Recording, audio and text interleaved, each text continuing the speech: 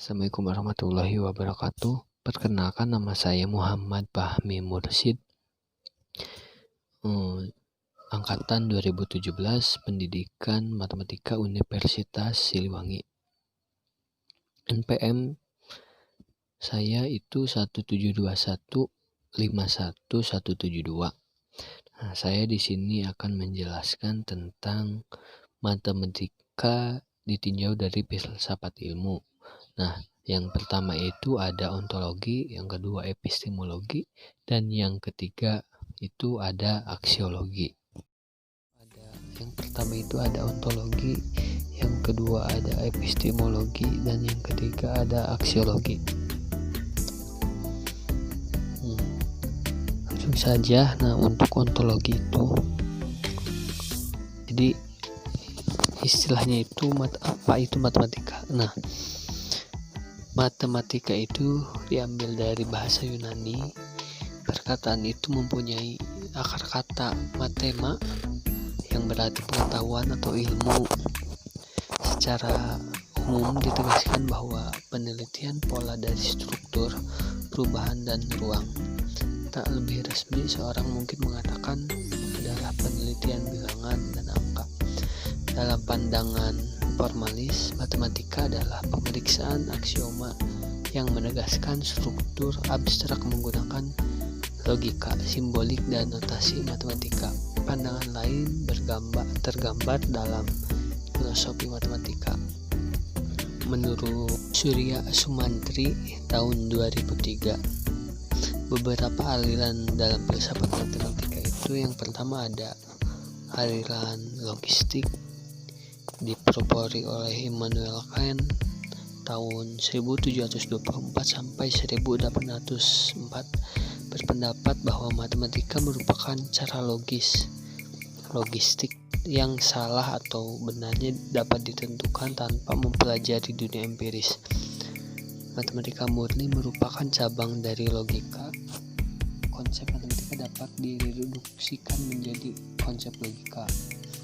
Yang kedua ada aliran intuisionis, dipelopori oleh John Brouwer tahun 1881 sampai 1966, berpendapat bahwa matematika itu bersifat intuisionis, intuisi murni. Dari berhitung merupakan titik tolak tentang matematika bilangan.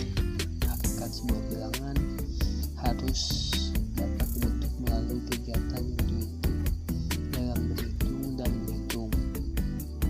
Nah, untuk selanjutnya itu ada aliran formalis, dipelopori oleh David Hilbert tahun 1862 sampai 1943, berpendapat bahwa matematika merupakan pengetahuan tentang struktur formal dari lambang. Kaum formalis menekankan pada aspek formal dari matematika sebagai bahasa lambang dan mengusahakan konsistensi dalam penggunaan matematika sebagai bahasa lambang. Kaum formalis membantah aliran logistik dan menyatakan bahwa masalah-masalah dalam logika sama sekali tidak ada hubungannya dengan matematika. Nah, jadi matematika adalah cara berpikir yang digunakan untuk memecahkan semua jenis persoalan. Matematika bila ditinjau dari segi epistemologi ilmu bukanlah ilmu. Ia lebih merupakan artificial yang bersifat eksak, cermat, dan terbebas dari rona emosi. Matematika adalah logika yang telah berkembang, yang memberikan sifat kuantitatif kepada pengetahuan keilmuan. Yang selanjutnya ada epistemologi atau bagaimanakah matematika itu. Nah, kita akan membahas hakikat matematikanya, dan matematika bersifat terstruktur. Nah, yang pertama, hakikat matematika. Matematika sebagai sarana berpikir deduktif. Matematika dikenal dengan ilmu deduktif. Ini berarti proses pengerjaan matematika harus bersifat deduktif.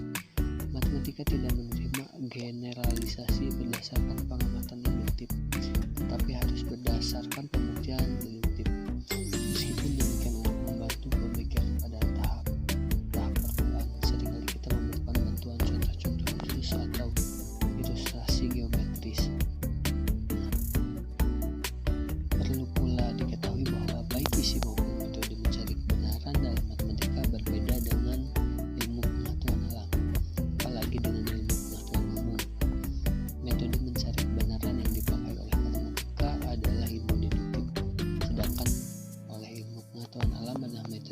induktif atau eksperimen. Namun dalam matematika mencari kebenaran itu bisa dimulai dengan cara induktif, tetapi seterusnya generalisasi yang benar untuk semua keadaan harus bisa membuktikan secara deduktif. Dalam matematika, suatu generalisasi sifat, teori atau dalil itu belum dapat diterima kebenarannya sebelum dapat dibuktikan secara deduktif. Sebagai contoh, dalam ilmu biologi berdasarkan pada pengamatan dari beberapa binatang menyusui ternyata selalu melahirkan, sehingga kita bisa membuat generalisasi secara induktif bahwa setiap binatang menyusui adalah melahirkan. Generalisasi yang dibenarkan dalam matematika adalah generalisasi yang telah dapat dibuktikan secara deduktif. Contoh, untuk pembuktian jumlah, dua bilangan ganjil adalah bilangan genap. Pembuktian secara deduktif sebagai berikut. Andaikan M dan N sembarang dua bilangan bulat, maka 2M ditambah 1 dan 2N ditambah 1 tentunya masing-masing merupakan bilangan ganjil.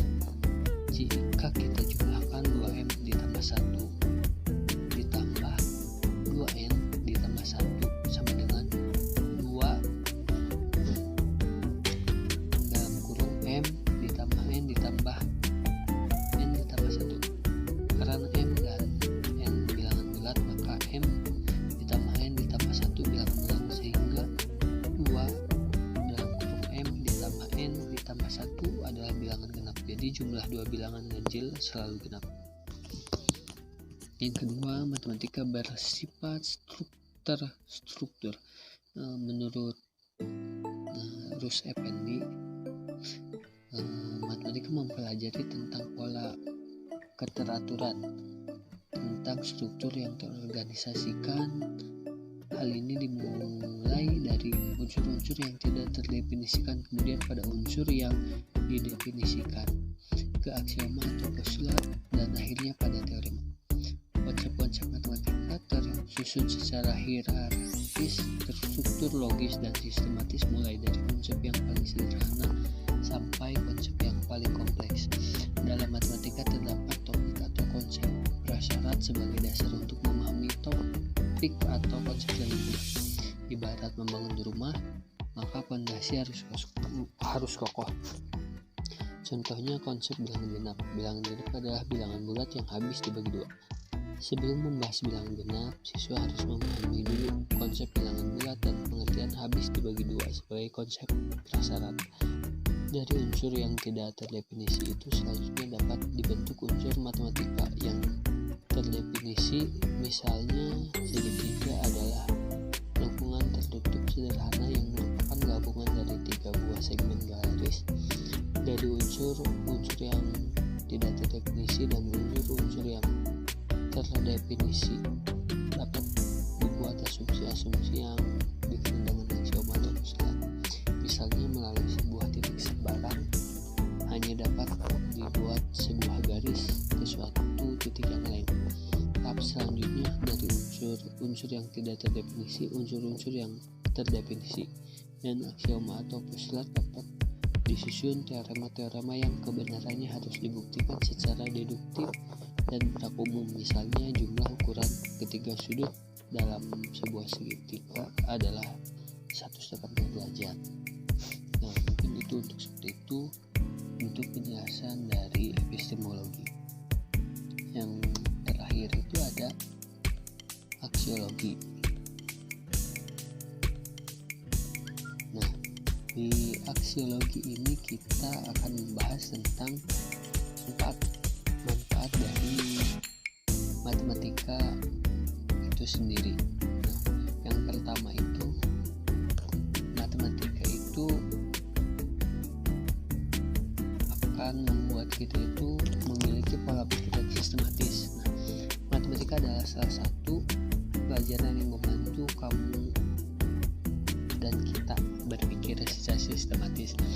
Hal yang sangat penting dalam menjalani kehidupan, baik dalam pekerjaan maupun keseharian, melalui kebiasaan berhitung, berlatih deret, dan sejenisnya. Secara tidak sadar, kamu telah memaksa otak untuk terbiasa berpikir runtut. Hal ini akan membuatmu mudah dalam mengorganisasikan merealisasi segala sesuatu. Kemampuan ini yang juga sangat mendukung untuk menjadi seorang pemimpin kelak ketika kamu dewasa.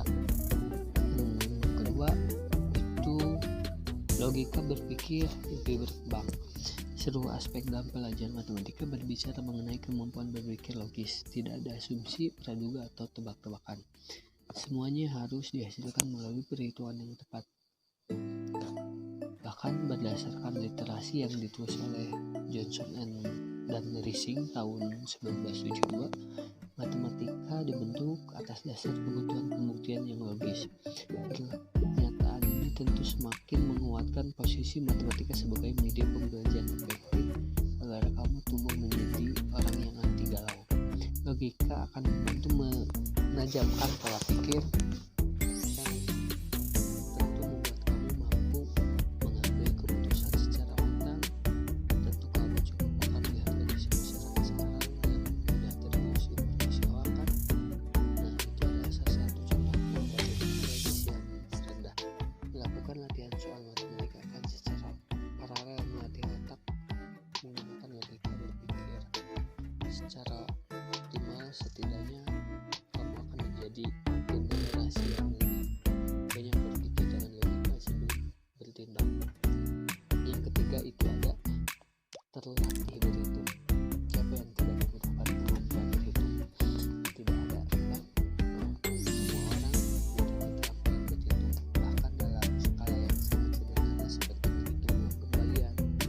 Sayangnya hal ini kurang disadari oleh sebagian siswa. Penggunaan angka yang sejatinya simpel untuk mengukur hasil malah menjadi hal yang dihindari.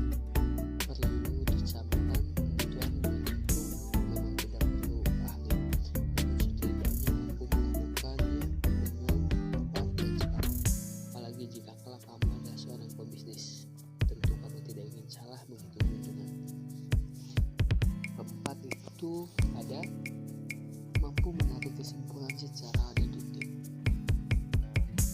Matematika sering sekali disebut juga sebagai ilmu yang bersifat deduktif seperti yang tadi sudah dibahas. Artinya matematika membantu seseorang dalam menarik kesimpulan berdasarkan pola yang umum. Hal ini akan membiasakan otak kita untuk berpikir secara objektif.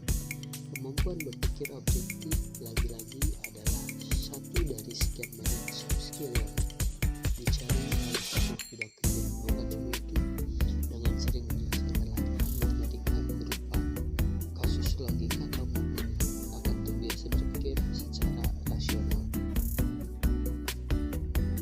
Dan yang terakhir, manfaat matematika itu akan membuat kita menjadi teliti, cermat, dan sabar. Pelajaran matematika syarat akan soal-soal yang rumit dan panjang, hal yang tentu membutuhkan kesabaran dalam menyelesaikannya. Terlebih jika salah satu langkah saja, maka bisa jadi kamu harus mengulang kembali proses menghitung dari awal. Tahukah kamu, seorang yang terbiasa menyelesaikan persoalan matematika yang rumit dapat berkembang menjadi seorang yang lebih teliti, cermat, serta sabar. Kondisi ini bisa lahir melalui pembiasaan dengan soal-soal matematika. Buktinya, profesi semacam analis, ilmuwan, atau akuntan biasa dijalani oleh orang-orang yang teliti dalam menelaah data. Nah, terlepas dari apapun cita-cita kamu, pelajaran matematika dapat membantumu untuk mencapainya. Karena inilah manfaat pelajaran matematika yang pada hakikatnya beririsan dengan beragam bidang kerja. Maka mulailah mencintai matematika, niscaya kamu akan menikmati saat mempelajarinya dan juga menggunakan manfaat pelajaran matematika di kehidupanmu. Sekian mungkin yang bisa saya